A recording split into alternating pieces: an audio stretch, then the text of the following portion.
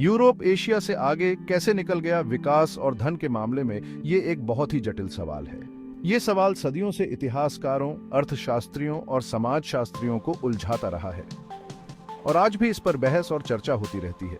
इसका कोई आसान जवाब नहीं है, कोई एक कारण नहीं है जो पूरी तरह से इन दोनों महाद्वीपों के अलग अलग रास्तों की व्याख्या कर सके। इसके बजाय हमें कई कारणों को देखना होगा।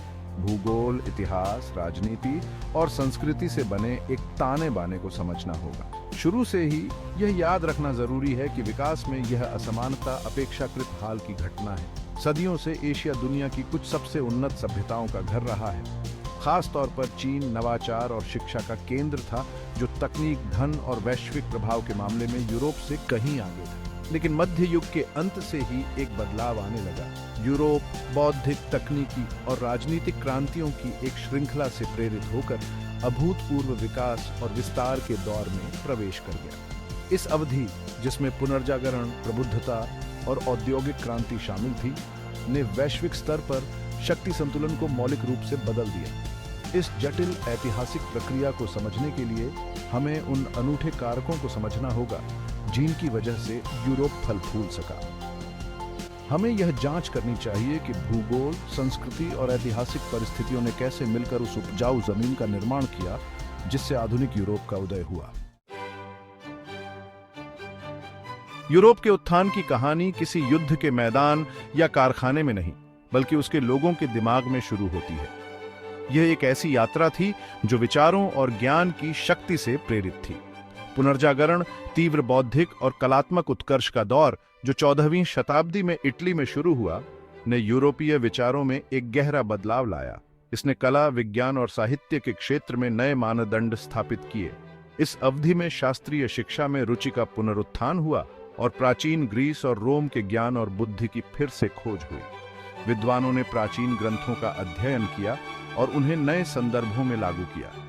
यह नई बौद्धिक जिज्ञासा केवल शिक्षा के हॉल तक ही सीमित नहीं थी, यह समाज के हर कोने में फैल गई, जिससे हर व्यक्ति के सोचने और समझने के तरीके में बदलाव आया। इसने समाज में उस समय की मान्यताओं को चुनौती दी और जांच और नवाचार की भावना को जन्म दिया, जिसके दूरगामी परिणाम हुए। वैज्ञानिकों और आविष्कारकों ने नए प्रयोग किए और नई खोजें की। पुनर्जागरण में कला, साहित्य और विज्ञान का विकास हुआ, क्योंकि विचारकों और कलाकारों ने मध्ययुगीन हठधर्मिता की बाधाओं से मुक्त होकर दुनिया को देखने और समझने के नए तरीकों को अपनाया। उन्होंने मानवता की संभावनाओं को नए सिरे से परिभाषित किया। इस बौद्धिक उत्साह ने प्रबुद्धता की नींव रखी, एक ऐसा आंदोलन जिसने तर्क, व्यक्तिगत स्वतंत्रता और वैज्ञानिक पद्धति को बढ़ावा दिया। यह एक ऐसा युग था जिसने मानवता के भविष्य को आकार दिया।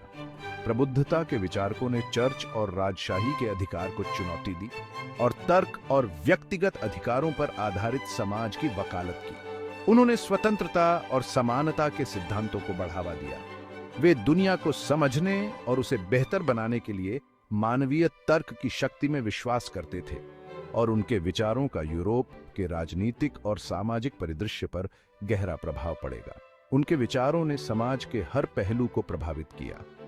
तर्क और व्यक्तिगत स्वतंत्रता पर प्रबुद्धता के जोर ने उन लोकतांत्रिक क्रांतियों का मार्ग प्रशस्त करने में मदद की, जो आने वाली शताब्दियों में पूरे यूरोप में फैल गई। इन क्रांतियों ने आधुनिक लोकतांत्रिक समाजों की नींव रखी। वैज्ञानिक पद्धति पर इसके जोर ने औद्योगिक क्रांति के तकनीकी नवाचारों के लिए आधार तैयार किया। इसने उत्पादन और प्रौद्योगिकी में क्रांतिकारी बदलाव लाए। कई मायनों में पुनर्जागरण और प्रबुद्धता को उस बौद्धिक स्रोत के रूप में देखा जा सकता है जहां से आधुनिक यूरोप का उदय हुआ। इन आंदोलनों ने एक नई दुनिया की नींव रखी, जो आज भी हमारे जीवन को प्रभावित करती है। जहां पुनर्जागरण और प्रबुद्धता ने यूरोप के उत्थान के लिए बौद्धिक रूपरेखा प्रदान की, वहीं औद्योगिक क्रांति ने इसे भौतिक आधार प्रदान किया। यह एक ऐसा युग था जिसने न केवल विचारों को बल्कि समाज की संरचना को भी बदल दिया। यह अवधि, जो 18वीं शताब्दी के अंत में ब्रिटेन में शुरू हुई और तेजी से पूरे यूरोप में फैल गई, ने समाज के हर पहलू को प्रभावित किया। यह केवल एक तकनीकी परिवर्तन नहीं था, बल्कि एक सामाजिक और आर्थिक क्रांति भी थी। विशेष रूप से कपड़ा उत्पादन, लोहा बनाने और भाप शक्ति के क्षेत्र में तकनीकी नवाचार की एक अभूतपूर्व लहर द्वारा चिह्नित की गई थी। इन नवाचारों ने उत्पादन प्रक्रियाओं को पूरी तरह से बदल दिया और उद्योगों को नई ऊंचाइयों पर पहुंचाया। नई मशीनों के आविष्कार जैसे कत्तई जेनी और भाप इंजन ने उत्पादन की गति और दक्षता को बढ़ा दिया। इन मशीनों ने श्रमिकों के काम करने के तरीके को भी बदल दिया। ने पहले कभी नहीं देखे गए पैमाने पर माल के बड़े पैमाने पर उत्पादन की अनुमति दी। इसने उत्पादन की लागत को कम किया और वस्त्रों को अधिक सुलभ बना दिया। पूरे यूरोप में कारखाने उगाए, ग्रामीण क्षेत्रों के श्रमिकों को आकर्षित किया और शहरों के विकास को बढ़ावा दिया। यह शहरीकरण की एक नई लहर थी जिसने समाज की संरचना को बदल दिया। औद्योगिक क्रांति ने न केवल माल के उत्पादन के तरीके को बल्कि लोगों के रहने और काम करने के तरीके को भी बदल दिया। यह एक ऐसा युग था जिसने जीवन के हर पहलू को प्रभावित किया। तेजी से औद्योगिकीकरण की यह अवधि महत्वपूर्ण सामाजिक और आर्थिक परिवर्तनों के साथ हुई। इसने समाज में असमानताओं को भी उजागर किया और नए सामाजिक संघर्षों को जन्म दिया। नए सामाजिक वर्ग उभरे जैसे औद्योगिक श्रमिक वर्ग और पूंजीवादी उद्यमी। इन वर्गों के बीच संघर्ष और सहयोग ने समाज की दिशा को निर्धारित किया। पारंपरिक सामंती व्यवस्था जो सदियों से यूरोप पर हावी थी का पतन होने लगा क्योंकि पूंजीवाद प्रमुख आर्थिक व्यवस्था के रूप में उभरा। यह एक ऐसा परिवर्तन था जिसने समाज की नींव को हिला दिया। औद्योगिक क्रांति ने यूरोप को दुनिया के अन्य क्षेत्रों पर एक निर्णायक लाभ दिया। इसने यूरोप को वैश्विक शक्ति के रूप में स्थापित किया। इसने यूरोपीय राष्ट्रों को अधिक कुशलतापूर्वक और कम लागत पर सामानों का उत्पादन करने की अनुमति दी, जिससे उनकी आर्थिक स्थिति मजबूत हुई, जिससे उन्हें वैश्विक बाजारों में प्रतिस्पर्धात्मक बढ़त मिली। यूरोपीय वस्त्र और अन्य उत्पाद दुनिया भर में लोकप्रिय हो गए। औद्योगिकीकरण द्वारा प्रदत्त तकनीकी श्रेष्ठता के साथ संयुक्त इस आर्थिक शक्ति ने यूरोपीय राष्ट्रों को विश्व स्तर पर अपनी शक्ति का विस्तार करने में सक्षम बनाया, जिससे उपनिवेशवाद का युग शुरू हुआ। इसने यूरोपीय राष्ट्रों को नए क्षेत्रों की खोज और उपनिवेश बनाने के लिए प्रेरित किया, जिससे वैश्विक इतिहास में एक नया अध्याय शुरू हुआ। भाग 4, साम्राज्य की छाया, उपनिवेशवाद और उसकी विरासत। औद्योगिक क्रांति ने यूरोप के आर्थिक विस्तार को बढ़ावा दिया, लेकिन इसने उसकी साम्राज्यवादी महत्वाकांक्षाओं को भी हवा दी। इस क्रांति ने उत्पादन के साधनों को बदल दिया और यूरोप को एक नई शक्ति दी, जिसने उसे दुनिया के अन्य हिस्सों पर प्रभुत्व जमाने के लिए प्रेरित किया। यूरोपीय शक्तियां अपने निर्मित सामानों के लिए कच्चे माल और नए बाजारों की तलाश में आक्रामक औपनिवेशिक विस्तार के दौर में लग गईं, जिसने उन्हें अफ्रीका, एशिया और अमेरिका के बड़े हिस्सों को हड़पते हुए देखा। इस विस्तार ने न केवल उनके आर्थिक हितों को सुरक्षित किया, बल्कि उनके राजनीतिक और सांस्कृतिक प्रभाव को भी बढ़ाया। उपनिवेशवाद का यह दौर, जबकि अक्सर क्रूर और शोषणकारी था, ने आज हम जिस वैश्विक व्यवस्था को देखते हैं उसे आकार देने में महत्वपूर्ण भूमिका निभाई। उपनिवेशों में श्रमिकों का शोषण और प्राकृतिक संसाधनों की लूटपाट ने यूरोपीय अर्थव्यवस्थाओं को समृद्ध किया, लेकिन इसके साथ ही उपनिवेशित समाजों में गहरे घाव भी छोड़े। यूरोपीय शक्तियों ने अपने उपनिवेशों से अकूत संपत्ति निकाली। इसका उपयोग अपने स्वयं के औद्योगिक विकास को वित्त पोषित करने और अपनी वैश्विक महत्वाकांक्षाओं को आगे बढ़ाने के लिए किया। इस संपत्ति ने यूरोप को एक आर्थिक महाशक्ति बना दिया, जिसने वैश्विक व्यापार और राजनीति पर अपना प्रभुत्व स्थापित किया। औपनिवेशिक संसाधनों और श्रम के शोषण ने निस्संदेह यूरोप के धन में योगदान दिया और इसे अपनी तकनीकी और सैन्य श्रेष्ठता बनाए रखने की अनुमति दी। इस श्रेष्ठता ने यूरोप को अपने उपनिवेशों पर नियंत्रण बनाए रखने और उन्हें अपने आर्थिक और राजनीतिक हितों के अनुसार ढालने में मदद की। हालांकि उपनिवेशवाद की विरासत जटिल और अक्सर परेशान करने वाली है। यह विरासत न केवल ऐतिहासिक अन्यायों की याद दिलाती है, बल्कि आज भी कई समाजों में असमानताओं और संघर्षों का कारण बनती है। उपनिवेशवाद ने उपनिवेशित दुनिया के राजनीतिक, आर्थिक और सामाजिक ढांचों पर एक स्थायी प्रभाव छोड़ा, जो अक्सर उनके विकास में बाधा उत्पन्न करता है और चल रही असमानताओं में योगदान देता है। इन असमानताओं ने कई पूर्व उपनिवेशों में राजनीतिक अस्थिरता और आर्थिक पिछड़ेपन को जन्म दिया है।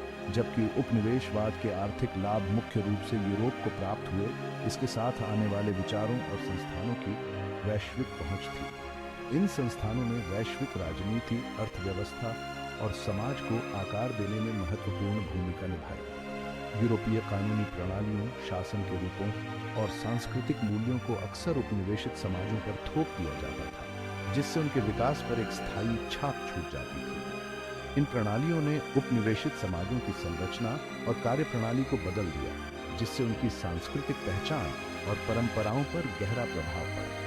विश्व मामलों की वर्तमान स्थिति और यूरोप और दुनिया के अन्य क्षेत्रों के बीच चल रही असमानताओं को समझने के लिए उपनिवेशवाद की जटिल विरासत को समझना आवश्यक है। यह समझ हमें वर्तमान वैश्विक चुनौतियों का सामना करने और एक अधिक न्याय संगत और समान समाज की दिशा में काम करने में मदद कर सकती है।